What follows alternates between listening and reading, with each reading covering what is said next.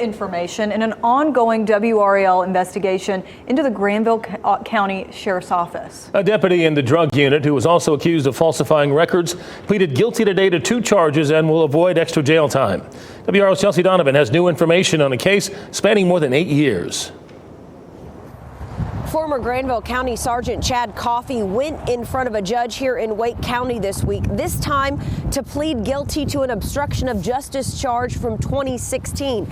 This is a case that made its way all the way up to the Court of Appeals. In February, a ruling by the North Carolina Court of Appeals found that a former Granville County deputy's action to falsify records were wrong, but it didn't amount to obstruction of justice. Chad Coffey was convicted of 12 counts of obstruction of justice in 2022. He spent 5 months in prison. On Tuesday, as part of a new plea, Coffey permanently surrendered his law enforcement certification and his instructor certification. District Attorney Lauren Freeman says Coffey also pleaded guilty to 1 drug-related obstruction of justice charge out of Granville County.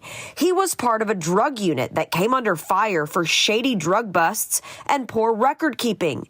The DA was forced to drop hundreds of drug charges because of the problems in that unit. Also in February of 2022, then Sheriff Brindle Wilkins testified at Coffey's trial that he ordered Coffey to falsify records and that Coffey should not be held criminally responsible. Wilkins admitted he asked Coffey to sign off on documents that showed Wilkins and a chief deputy went to mandated firearms training, although neither had attended.